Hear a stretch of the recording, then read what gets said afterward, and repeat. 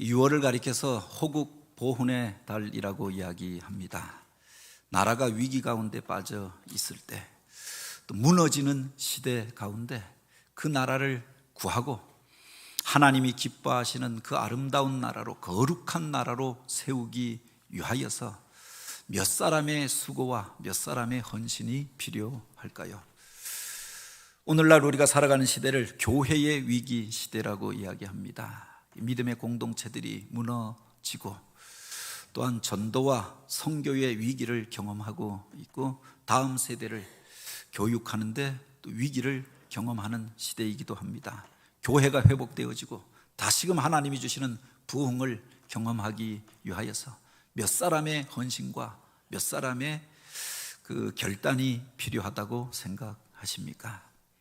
가정의 어려움에 처하여서 가정마다 이런저런 힘든 일들이 있다고 하는데, 그 가정이 회복되어져서 하나님이 기뻐하시는 그 아름다운 가정을 세우기 위하여서는 몇 명의 수고가 필요할까요? 21세기가 시작될 무렵에 이탈리아의 경제학자였던 빌브레도 파레토라고 하는 이가 인간 사회를 이해하는 중요한 단초가 되는 경제 법칙을 발표하였습니다. 원래 그가 그 경제학에 대하여서 깊은 그 소견을 가진 사람이 아니라 처음에는 개미들을 연구하다가 개미들의 군집을 연구하면서 보니까 우리가 개미들이 부지런하다, 또 일하는 이미지로 생각하는데 모든 개미가 일하는 것이 아닌 것을 발견하게 되었다라고 하죠. 많은 개미들이 분주하게 오고 가는데 그 중에 일하는 개미는 20%밖에 없더라라고 하는 거예요. 다른 개미들은 그냥 친구 따라서 왔다 갔다 분주하게 오고 가면서 놀면서 그렇게 그곳에 있는 겁니다. 20%의 개미가 일하여서 80%의 개미들을 먹여 살리고 있더라라고 하는 거죠. 놀라운 힌트를 얻고 인간 사회에 대하여서 그가 연구해 보니 인간 사회도, 인간이 모인 모든 모임도 이와 같더라라고 하는 겁니다. 어느 사회나 어느 모임이나 20%의 사람들이 일하여서 80%의 사람들을 먹여 살리고 있더라. 모든 사람이 다 일하는 것이 아니라 어린아이들은 부모의 양육이 필요하잖아요. 교육받고 훈련받아야 할 사람들도 있지 않습니까? 나이가 들면은 또 현역에서 은퇴하여서 섬김을 받아야 할 때도 있지 않습니까? 모든 사람이 일하는 게 아니라 20%의 사람들이 일하여서 80%의 사람들을 섬기고 있더라. 그것을 그가 발표하였는데, 이른바 20대 80의 법칙, 팔레토의 법칙이라고 이야기합니다. 모든 분야에 보면 이와 같은 원리가 그대로 적용되어지는 것들을 보게 되어지는데, 바로 한 공장 안에서 여러 가지 사업들을 하는데 모두 이익을 창출하는 것이 아니라 그 20%의 사업, 20%의 분야에서 80%의 이익을 창출해 내더라. 20%의 농부들이 그렇게 그 사회의 농산물의 80%의 생산을 책임지고 있는 겁니다. 많은 배들이 고기를 잡으러 나아가는데 그 중에 20%의 배가 80%의 어획고를 올리고 있는 겁니다. 백화점에서 매출이 발생하는 고객들을 조사해 보니까 20%의 고객들이 80%의 매출을 발생시키고 있는 겁니다. 나머지 80%가 20% 정도의 수익을 만들어내고 있었던 거지요.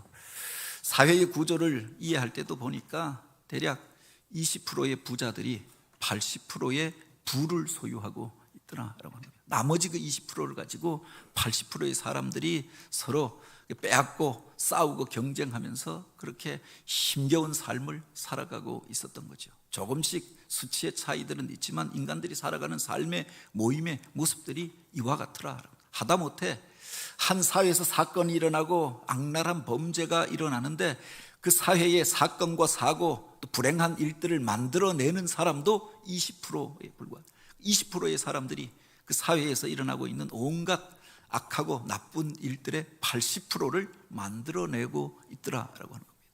그 20%가 어떤 사람들이냐에 따라서 그 사회의 모습이 달라지고 또 변화되어지는 것들을 발견하게 되어졌던 거죠. 이것은 교회 생활에도 신앙 생활에도 그대로 적용되어지는 것들을 보게 됩니다. 한 교회를 들여다보아도 교회 안에서 우리가 모든 사람들이 다 사역하고 모든 사람들이 다 헌신하고 모든 사람들이 다 동일하게 수고하여서 교회를 세워가는 게 아니라 교회를 잘 들여다보면 그중에 한 20%의 사람들 정도만 사역에 참여하고 있는 겁니다. 많은 이들이 예수를 믿는다고 하고 우리 개봉교회에 속한 성도들이 얼마가 되어지지만 정작 교회에서 봉사하고 수고하고 헌신하여야 할 때 한 20% 정도의 사람들만 그 일에 참여하고 있더라고 하는 겁니다.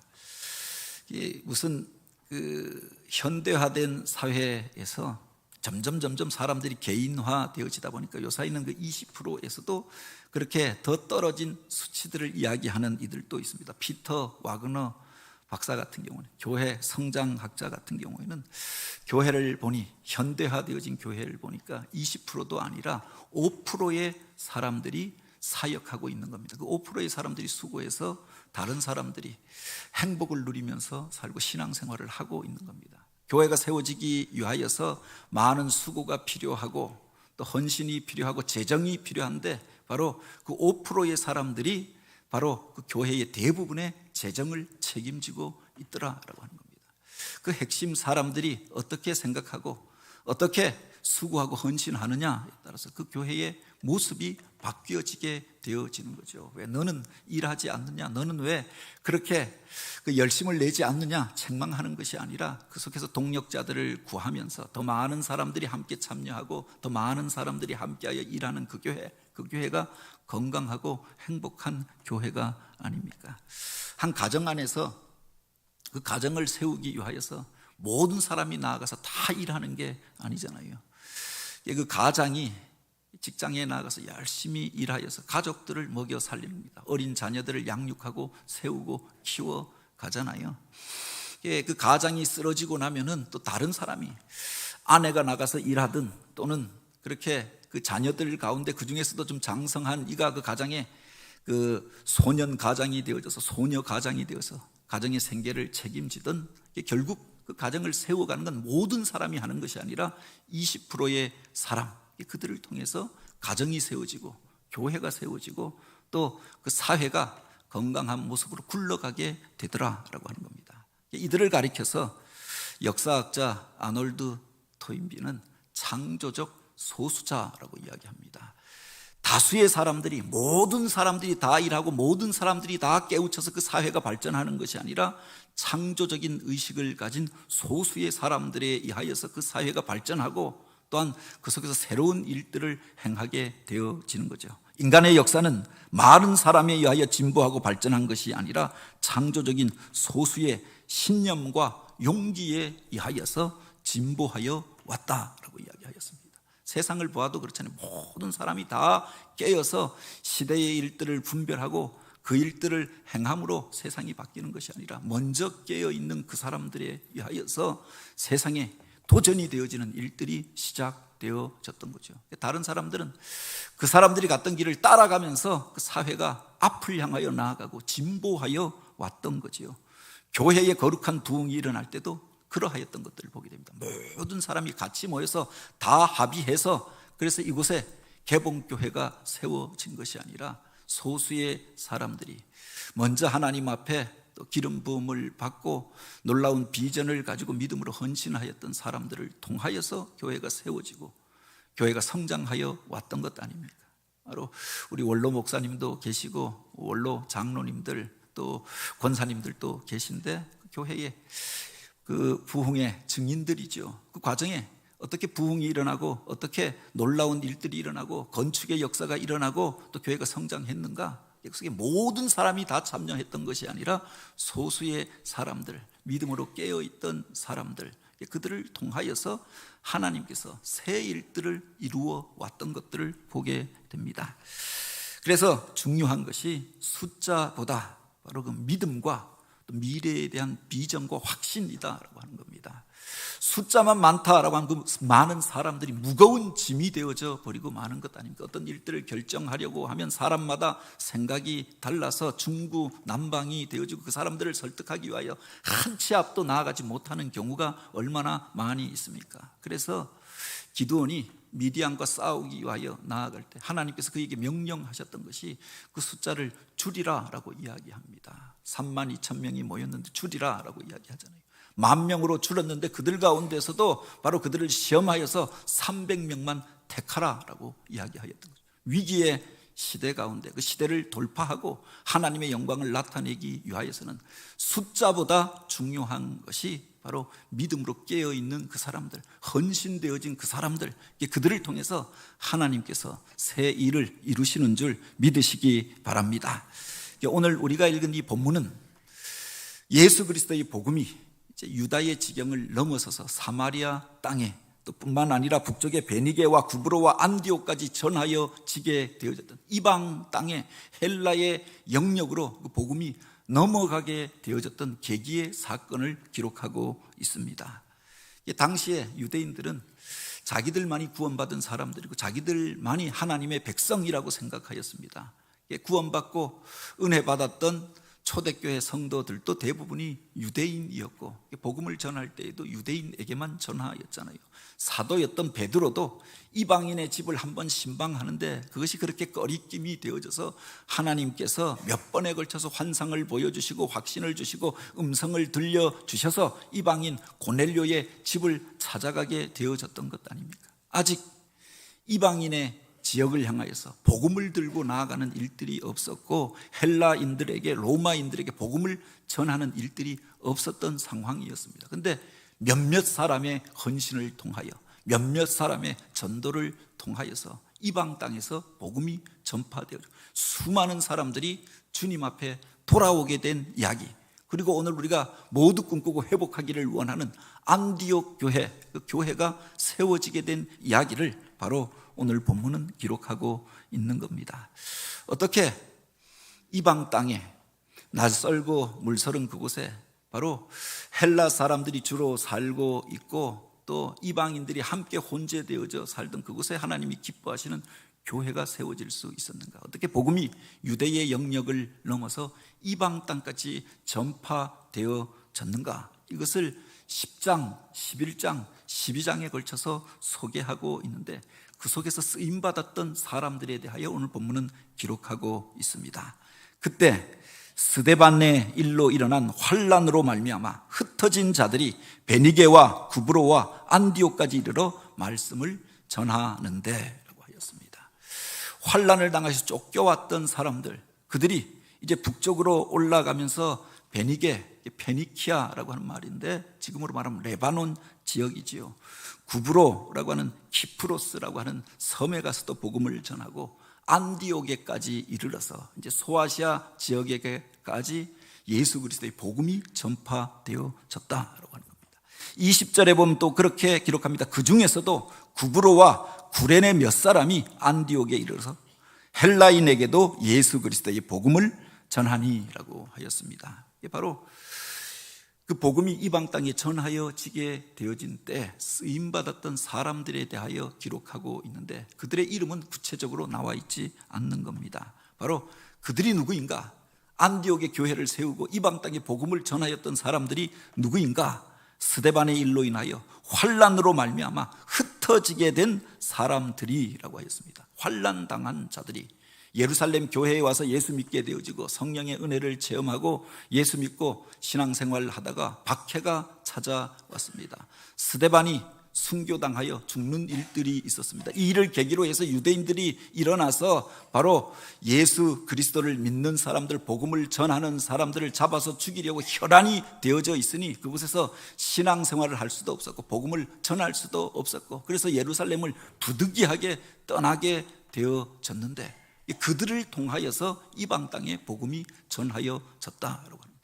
사도들이 모여서 계획 짜서 당신은 이곳으로 가고 당신은 이곳으로 가고 그래서 복음을 전합시다. 인간이 계획한 일이 아니었습니다. 박해로 인하여 쫓겨난 사람들이었는데 편안할 때, 행복할 때, 넉넉할 때 사업이 잘 되어서 그들이 이 선교에 참여한 것이 아니었습니다. 쫓겨나서 모든 것 다 잃어버리고 고향 땅에 살지 못하고 흩어지게 된 그 사람들, 그들이 북쪽으로 쫓겨가면서 복음을 전하였다. 처음에는 사마리아 땅에 가서 복음을 전하였는데 유다 지경에서는 유대인의 박해로 인하여서 더 이상 복음을 전하지 못하게 되어지니 그들이 가기를 꺼려하는 사마리아로 그들이 그렇게 들어가서 복음을 전합니다. 사마리아 땅까지 찾아오니까 이제 북쪽으로 옮겨가면서 베니게라고 하는 곳에 가서 베니키아에도 복음을 전하였는데 유대인들이 그곳까지 와서 방해를 합니다. 더 북쪽으로 그들이 쫓겨가게 되어졌는데 안디옥까지 이르러서 복음을 전하였다라고 하는 겁니다. 목적을 가지고 시작한 일은 아니었지만 쫓겨난 자리 가운데서, 환난의 자리 가운데서 고난당하던 그 사람들에 의해서 복음이 전파되었다라고 하는 겁니다. 뿐만 아니라 여기에 보면은 그 이방인들에게 처음 복음을 전하였던 사람들에 대하여 그 출신을 언급하고 있는데 구브로와 구레네 몇 사람이 헬라인에게도 복음을 전하니라고 하였습니다. 처음으로 이방인에게, 헬라인에게 복음을 전하였던 사람들이 누구냐? 구브로와 구레네 사람이다라고 합니다. 이 구브로라고 하는 것은 유다의 영역도 아니고 바로 그 인근의 시돈과 두로의 땅도 아니라 그 먼 곳에 떨어져 있는 지중해 중간에 떠 있었던, 지금으로 말하면 키프로스, 사이프로스라고 불려지는 섬을 의미합니다. 이곳에 구리 광산이 발달되어져 있었고, 그래서 처음에는 헬라인들이 내려와서 그리스 사람들이 도시를 건설하였고, 나중에는 터키 사람들이 넘어와서 지금은 그리스계와 터키가 분단되어져 있는 나라가 바로 이 사이프로스라고 하는 곳입니다. 이방 사람들이 와서 구리가 많이 나는 곳이고 청동기 문화가 발달한 곳이니까 돈 벌기 위하여 그곳에 많이 갔는데, 유대인들 중에서도 그 땅에서 살지 못하였던 사람들이 이방 땅에 돈 벌기 위하여서 그곳을 찾아갔던 거지요. 그들 가운데 바로 예수를 믿고 하나님 앞에 쓰임받았던 사람들이 있었던 겁니다. 그러니까 바나바도 구브로 출신이다라고 하는데, 그 구브로 출신의 사람들이 이방인에게 먼저 복음을 전하였다라고 하는 겁니다. 그 뒤에 보면 구레네 사람이 또 언급되어지고 있습니다. 구레네라고 하는 것은 바로 북아프리카에, 지금으로 말하면 리비아에 있었던 한 도시를 말하는 겁니다. 이 구레네 시몬 같은 경우도 명절에 예루살렘에 왔다가 주님의 십자가를 대신 지게 되어졌던 것 아닙니까? 그런데 유대인들 입장에서는 이 사람들을 가리켜서 바로 어렵더라도 예루살렘에 살지 않고 이스라엘 땅에 살지 않고 돈 벌겠다고 먼 곳으로 떠나간 사람들로 취급하였던 거죠. 특별히 북아프리카의 구레네라고 하는 것은 뜨거운 열사의 땅이었던 것 아닙니까? 그곳에서 오래 살다 보면 얼굴도 시꺼멓게 그을려져서 같이 만나고 나면 유대인처럼 보여지지도 않는, 머리도 곱실거리고 얼굴도 시꺼멓게 되어진 그들, 이방인처럼 취급하였는데, 유대인들에 의하여서도 멸시받던 사람들인데, 돈 벌겠다고 고향 땅 떠났던 사람들, 돈 벌겠다고 저 멀리로 가서 그곳에서 그렇게 율법을 버리고 또 전통을 버리고 살던 사람들, 그런 취급을 받던 이들인데, 그들이 예수 믿고 이제 유대인들에 의하여 박해받고 쫓겨나게 되어졌는데, 그들을 통하여서 이방인들에게 복음이 전파되어졌다라고 합니다. 먼저는 언어를 잘 알고 있었기 때문이겠지요. 이방 땅에 헬라인의 영역에 살았으니 헬라어를 잘 했겠지요. 이방인들 또한 하나님을 찾는 이들이 있다라고 하는 것을 알고 있었기 때문에 그들을 통해서 복음이 전파되어졌다라고 하는 겁니다. 그들에게 있어서 안디옥이라고 하는 것은 그들에게도 타지였을 것입니다. 구브로 출신이었고 또한 구레네 출신이 아닙니까? 그곳에 돌아가서 자기 고향 땅에서 복음을 전하였다라고, 고향 사람들에게 복음을 전하였고 문화가 맞고 말이 맞는 사람들에게 전하였던 거죠. 그런데 그들이 이제 예루살렘에서 새로운 삶을 시작하고 신앙생활을 시작하였다가 쫓겨나서 사마리아에, 또 페니키아에, 그리고 안디옥까지 이르러서 복음을 전하는 자가 되었다라고 하는 거죠. 모르는 사람들 가운데, 날설고 물설은 그곳에 아무 연고도 없던 그곳에 그들이 어떻게 복음을 전할 수 있었는가라고 합니다. 그냥 복음을 전하는 정도로 끝난 것이 아니라 수많은 사람들이 그들을 통하여 주님 앞에 돌아오며 하나님이 기뻐하시는 그 아름다운 교회가 이 땅 가운데 세워지게 되었다라고 하는 거죠. 어떻게 그 일이 가능하였겠는가? 먼저 우리가 생각해 볼 수 있는 것이 바로 그들이 고난의 자리 가운데서 하나님의 뜻을 묵상하게 되어졌던 거죠. 왜 이런 일들이 일어나게 되었는가? 어려움을 당하고 또 또 환난에 처하게 되면 많은 사람들이 낙심합니다. 왜 이런 일들이 벌어졌는가? 그래서 상황을 원망하고 사람들을 원망하고 세상을 원망하는 경우가 얼마나 많이 있습니까? 근데 그들이 은혜 받은 이후에 환난을 당하게 되어졌을 때 왜 이런 환난이 우리 가운데 찾아왔는가? 왜 교회 가운데 이런 어려운 일들이 생기게 되어졌는가? 라고 하는 것을 묵상하면서 사명을 각성하고 결단하게 되어졌던 거죠. 왜 주님께서 우리를 부르시고 예수를 믿게 하고 성령을 부어주셨는가? 주님께서 이 세상을 떠나가시기 전에 너희는 온 천하에 다니며 만민에게 복음을 전파하라. 그 제자들에게 그렇게 부탁하셨던 것 아닙니까? 너희는 가서 모든 족속으로 제자를 삼아 아버지와 아들과 성령의 이름으로 세례를 베풀고 내가 너희에게 분부한 모든 것을 가르쳐 지키게 하라. 주님께서 이 세상을 떠나가시기 전에 제자들에게 바로 사명의 말씀을 주시고 너희가 이 일들을 행하여야 한다 부탁하셨습니다. 그래서 그들에게 성령 받으라 라고 하였고, 그래서 예루살렘 교회에서 성령이 오시기까지 기다리라 라고 하였던 거죠.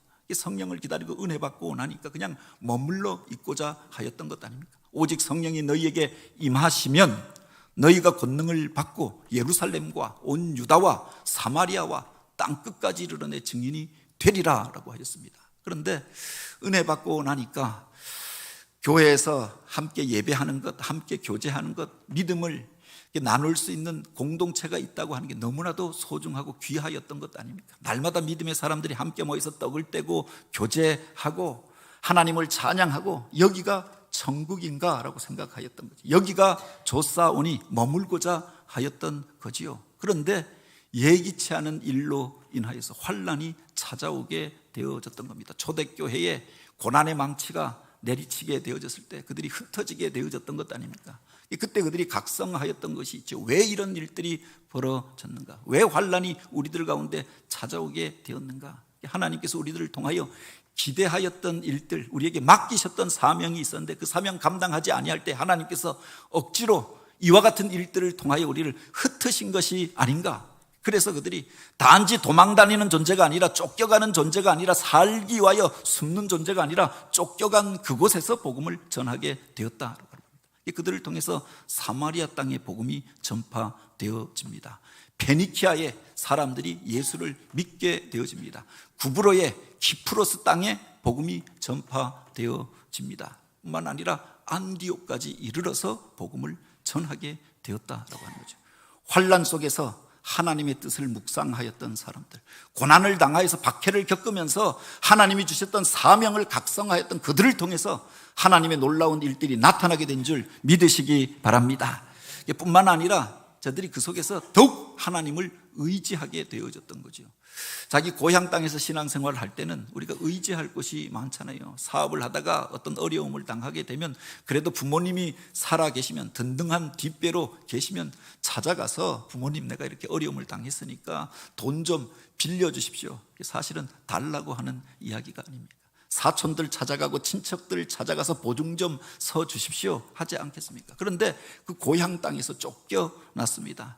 누구도 도와줄 사람도 없고 의지할 사람도 없을 때 그들이 하나님을 바라보고 주만 의지하게 되었다라고 하는 겁니다. 사람을 의뢰하고 낯설고 물서른 그곳에 와서 사람을 찾아갈 곳조차 없던 그곳에서 범사에 하나님 앞에 기도하게 되었던 거죠. 어려움 당하니까 하나님 앞에 맡기고 기도하게 되어졌고, 오늘 어디로 가야 할지, 무엇을 먹어야 할지, 어떻게 해야 할지 알지 못하니까 범사에 하나님 앞에 기도하고 맡기면서 하나님의 능력을 덧입게 되었다라고 하는 겁니다. 오늘 본문에 보면 그들이 어떻게 환난 당하였던 사람들을 통하여, 쫓겨났던 그 사람들을 통하여 어떻게 교회가 세워지고 복음이 전파되어졌는가를 기록하면서 그 능력의 근원에 대하여 밝히고 있는 중요한 구절이 있습니다. 21절에 보면 주의 손이 그들과 함께 하심에 라고 하였습니다.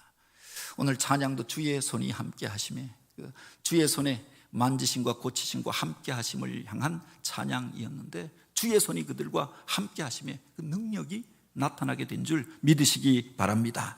대체 그 주의 손이라고 하는 게 무엇이냐라고 하는 겁니다.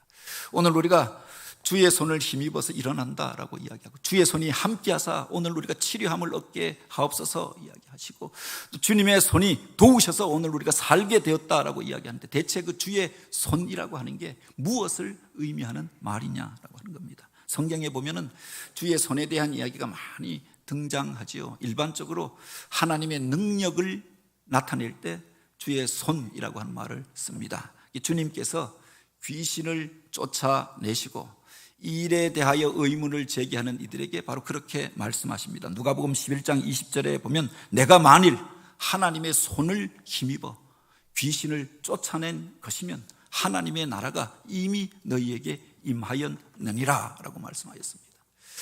그때 하나님의 손이 대체 무엇이냐라고 하는 겁니다. 그런데 이 동일한 사건에 대하여 이 동일한 구절을 마태복음에 보면은 그 단어가 바뀌어져 있는 것들을 보게 되지요.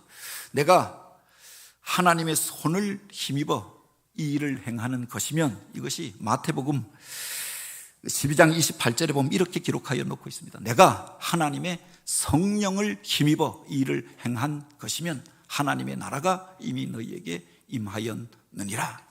이거 손이라고 하는 말과 하나님의 성령이라고 하는 말이 동일하게 사용되고 있었다. 주님께서 하셨던 말은 한 가지였겠지요. 누가는 시적인 언어로 표현합니다. 그것을 하나님의 손이라고 표현했던 것이고, 마태는 그 속에 영적인 의미와 주님께서 하셨던 그 능력의 근원에 대하여 밝히면서 바로 내가 하나님의 성령을 힘입어 이렇게 표현했던 거지요. 바로 성령께서 그들 가운데 함께 하실 때 이런 능력이 나타나게 되었다. 힘들고 어려울 때 하나님 앞에 기도하게 되어졌고, 성령이 그들 안에 거하시니까 성령의 능력들이 그들을 통해 나타나게 되어졌던 거지요. 어디로 가야 할지 알지 못하여서 기도하였는데 하나님께서 성령을 통하여서 마음을 감동하여 주시고 갈 길을 깨닫게 하여 주십니다. 오늘 우리가 기도할 바를 알지 못할 때 성령께서 말할 수 없는 탄식으로 친히 우리를 위하여 간구하시느니라 라고 하였습니다. 성령께서 깨달음을 주시니까 성령의 감동하심을 쫓아 전하였는데, 나의 경험으로 전한 것이 아니라, 나의 지식으로 전한 것이 아니라, 세상의 방법으로 전도하였던 것이 아니라 성령께서 말하게 하심을 따라서 말하였더니 그 사람들이 위로함을 얻고 치유를 경험하고 주님 앞에 돌아오면서 하나님의 능력이 나타나고 수많은 사람들이 예수를 믿게 되었다라고 하는 겁니다. 하나님의 능력을 나타내고 그 속에서 하나님의 영광을 나타내는 비결이 바로 여기에 있는 줄 믿습니다. 주의 성령께서 우리와 함께 하심에, 주의 손에 그 능력들이 우리들을 통하여 나타나게 될 때 이방 땅에 날 썰고 물 썰고 아는 사람이 아니었지만 저들이 바로 그를 통하여서 예수를 믿게 되어지고 주님 앞에 돌아오게 되었다라고 하는 거죠. 그들이 그들에게 전하였던 복음이 대체 무엇이었겠느냐라고 하는 겁니다. 쫓겨난 사람들이 세상에서 출세하는 비결을 가르쳐 주겠습니다. 성공하는 원리를 가르쳐 주겠습니다. 내 인생의 성공의 원리를 전해 드리겠습니다. 이게 아니었을 게 아닙니까? 원색적인 복음을 전하게 되었다라고 하는 겁니다. 예수 그리스도의 피 묻은 십자가에 대하여 전하고, 바로 그 무덤에서 일어나신 그 부활의 능력에 대하여 그들이 가르치고 전하게 되어졌던 거죠. 고난의 시대 가운데 오늘 우리가 붙잡아야 할 것들이 바로 여기에 있지 않습니까? 이것을 가리켜 우리 성결교회에서는 순복음이라고 이야기합니다. 순복음이라고 하는 말을 가장 먼저 썼던 교단이 우리 성결교단이죠. 중생, 성결, 신유, 재림, 이것은 기독교의 순복음이니 오늘 우리가 이것을 붙잡아야 할지니라 라고 하였습니다. 예수 믿고 오늘 우리가 거듭나야 구원함을 얻는 것 아닙니까? 예수 믿고 거듭난 사람들은 이 땅 속에서 거룩하고 깨끗한 모습으로 살아가야 하는 거지요. 또한 하나님을 의지할 때 하나님께서 그를 붙들어 주시며 이 땅 속에서 강건하고 승리하는 삶을 살 뿐 아니라, 이 땅의 것이 전부가 아니라 영원한 나라를 바라보며 주님께서 오실 그날 그곳에서 깨끗한 사람으로, 정직하고 칭찬받는 사람으로 서기 위하여 그날을 준비하는 삶을 살아야 하는 거지요. 그들이 전하였던 복음이 바로 여기에 있었다라고 하는 겁니다. 세상에서 예수 믿고 어떤 문제가 해결되는 정도가 아니라 근원적인 복음에 대하여 전하였던 거죠. 그 속에서 상처받았던 사람들, 잃어버린 사람들, 삶의 희망을 발견하고 주님 앞에 돌아오게 되어지고 낙담하였던 이들이 일어나게 되어지고 이 땅의 것이 전부가 아니라 하늘의 것들 바라보면서 예수를 믿고 영접하면서 수많은 이들이 주님 앞에 돌아오는 일들이 있게 되었다라고 합니다.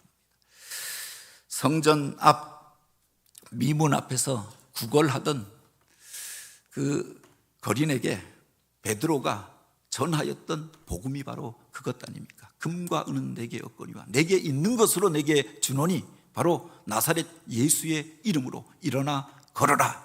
그때 하늘의 능력이 나타나고 앉은 자가 일어나고 하나님의 놀라운 기적을 많은 사람들이 보게 되어졌던 거지요. 바로 원색적인 복음을 전하였다라고 하는 겁니다. 돈 한 푼 던져주는 정도가 아니라 부축하여서 겨우 일으키는 정도가 아니라 예수 그리스도의 이름으로 복음을 전하고 증거할 때, 예수 그리스도의 이름으로 기도할 때 바로 수많은 이들이 주님 앞에 돌아오는 일들이 나타나게 된 줄 믿으시기 바랍니다. 오늘 이 시대 가운데 오늘 우리가 전하여야 할 복음이 바로 여기에 있지 않습니까? 모든 사람들이 다 그렇게 하였던 것이 아닙니다. 환난 당하였다고 해서 다 전도자가 되어졌던 게 아니지요. 쫓겨났다고 해서 다 다니면서 선교 사역들을 감당했던 것도 아니다라고 합니다. 예수 믿는다라고 해서 다 쓰임받았던 것도 아니지 않습니까? 그 속에서 바로 하나님의 손에 붙들렸던 그 사람, 그 몇 사람을 통하여서 하늘의 능력이 나타나고 안디옥이라고 하는 곳에 하나님이 기뻐하시는 그 아름다운 교회가 세워지고 놀라운 부흥이 그들을 통해서 나타나게 되었던 거죠. 그 도시에서 비로소 예수 믿는 사람들을 가리켜 그리스도인이라 부르게 되었다라고 하였습니다. 저 사람들은 예수를 닮은 사람들이다. 환난을 당하고 고난을 당하였지만 바로 고난에 굴하지 아니하였던 사람, 그 모습을 보니까 예수를 닮아 있다라고 생각하였던 거죠. 그리스도라고 하는 말의 뜻이 기름 부음 받은 자, 구별된 자라고 하는 뜻이 있고 또 하나는 이 땅을 구원할 자라고 하는 뜻을 가지고 있는 것 아닙니까? 세상 사람들과 다르다라고 사람들이 이야기하게 되어졌던 거죠. 바로 저들이 이 세상을 구원할 자들이 아닌가, 그래서 그들을 가리켜 그리스도인이라 불려지게 되었다라고 합니다. 원하고 바라기는 오늘 우리가 세상 속에서 그렇게 저 사람은 참된 그리스도인이다 이렇게 불려질 수 있는 저와 여러분이 되길 원합니다. 오늘날 마지막 때를 당하여서 많은 사람들이 엉뚱한 것들을 쫓아갑니다. 세상에 수많은 이론과 또 그렇게 사람의 마음을 빼앗아가는 문화들이 있지 않습니까? 무엇인가 미치지 아니하면 이 세상 가운데에서 마음 둘 곳이 없고 또 사람들이 그곳에서 살아남을 수 없다라고 이야기합니다. 어떤 사람들은 그래서 게임에 미쳐 있고 어느 아이 엄마는 부부가 같이 게임에 미쳐서 아이를 낳아놓고도 돌보지 아니해서 먹을 것도 주지 아니하고 그래서 자기 부부들끼리 그 게임에 몰두하면서 아이가 그렇게 영양실조에 걸려서 죽게 되어지고 게임을 방해한다고 아이들을 학대하여서 죽이는 그런 일들도 그렇게 세상 가운데 있었습니다. 무엇인가 마음 둘 곳이 없으니 그곳에서 자기 즐거움을 얻고 누리고자 하였던 거죠. 술에 취하고 요 사이는 젊은이들 가운데 또 이런저런 마약들이 들어와 여기에 빠지는 사람들도 많다고 합니다. 마음 둘 곳이 없고 또 즐거움을 찾는데 그 찰나적인 즐거움들을 찾다 보니까 더 자극적인 것들을 찾아서 그래서 처음에는 술에 향취하고 세상의 즐거움에 향취하고 그러다가 점점 그래서 이제 마약에 빠져들게 된 시대라고도 이야기합니다. 어떤 사람들은 돈이 목적이 되어져서 투자하는데 주식에 빠지는 이들도 있고 또 도박에 빠지는 이들도 있고 그것을 통해서 내 삶의 기쁨들을 얻고자 하지만 사실은 기쁨을 얻는 것이 아니라 내 생애와 내 삶을 망쳐가는 이들이 얼마나 많이 있느냐. 근데 어떤 이들이 예수 믿는 사람들을 가리켜 예수에 미쳤다라고 이야기하기도 합니다. 겉으로 보기에는 그 현상이 비슷하다라고 하는 거죠. 미쳤다라고 하는 것이 한 곳만 바라보고 그게 전부인 것처럼 생각하고 여기에 몰두하면서 다른 것 돌아보지 않는 것, 그래서 그것에 미쳤다라고 이야기하는 것 아닙니까? 근데 세상에 미친 사람들은 자기 속의 즐거움을 위하여서 그게 전부라고 생각하여서 여기에 몰두하면서 내 이웃과 내 형제와 이 땅 가운데서 우리에게 맡겨진 사명에 대하여서 잊어버리고 그게 전부인 것처럼 생각하고 쫓아가다 몰락하고 멸망의 자리 가운데 빠지는 반면에 예수에 미친 사람들은 그것으로 인하여서 바로 내 자아를 넘어서서 다른 사람들을 바라보게 되어지는 것 아닙니까? 나만의 필요가 아니라 우리 가족만의 필요가 아니라 예수 그리스도의 그 마음을 품게 되어지니까 이웃들의 필요를 바라보게 됩니다. 영혼을 긍휼히 여겨지게 되어졌던 것이죠. 남들 보기에는 도저히 복음을 전할 수 없는 사람입니다. 환난당하고 쫓겨나고 당장 그 직장에 다닐 수 없는 처지였습니다. 그럼에도 불구하고 어려움의 자리 가운데에서 사람들을 그렇게 만나고 복음을 전하고 주의 일들을 행하는 사람들이 있더라. 나의 필요가 아니라 영혼의 필요를 돌아보고 내 이웃의 필요를 돌아보고 주님의 눈으로 우리 자신을 보고 이 땅을 바라보는 것 아닙니까? 더 넓은 눈으로 보고 또 그 속에서 그 일을 위하여 나의 것들을 내려놓는 사람들, 그들을 통해서 하나님의 놀라운 일들이 나타나게 되는 줄 믿으시기 바랍니다. 이 교회도 또 이 땅도 그렇지 않습니까? 교회의 회복을 위하여 우리가 6월 한 달 기도하길 원합니다. 그런데 교회에서 어떤 일들을 하려고 하면 사실은 모이는 사람들이 제한되어져 있습니다. 친교할 때는 그래도 이만큼 모이는데 봉사하고 섬기고 선교하자 그런 사람들이 더 적게 모이죠. 그래서 불평하는 것이 아니라 안 나온 그 사람들을 향하여 정죄하는 것이 아니라 내가 그곳에 모인 그 몇 사람이 되어져서 그 몇 사람을 통하여 안디옥 교회가 시작되어지고 그 몇 사람을 통하여 세계 선교의 사역들이 시작되어지고 그 몇 사람을 통하여서 하나님의 놀라운 일들이 나타나게 된 줄 믿으시기 바랍니다. 내가 몇 사람이 되어져서 그 일들을 행하는 자가 되길 원합니다. 교회를 통하여서 여러 가지 새 일들을 행하려고 합니다. 그런데 그 몇 사람이 필요하지 않습니까? 그 몇 사람만 바로 세워져 있다라고 하나님께서 원하시는, 하나님이 기대하셨던 그 일들이 나타나게 될 것입니다. 오늘 우리가 좋은 동력자가 되어져서 80%에 속하여서 20%의 떡을 먹고 사는 자가 아니라 내가 섬기는 20%가 되어져서 80%의 사람들을 섬기는 기쁨을 누리는 자가 되길 원합니다. 오늘 우리가 95%의 사람이 되어져서 그래서 무기력하게 구경하고 평가하는 자가 아니라 남겨진 5%의 사람이 되어져서 하나님 손에 붙들려서 하나님의 영광을 나타내며 쓰임받으며 하나님이 기뻐하시는 그 아름다운 교회를 세워가고 이 땅을 도전하는 바로 그 사람들이 되어지길 주님의 이름으로 축복합니다.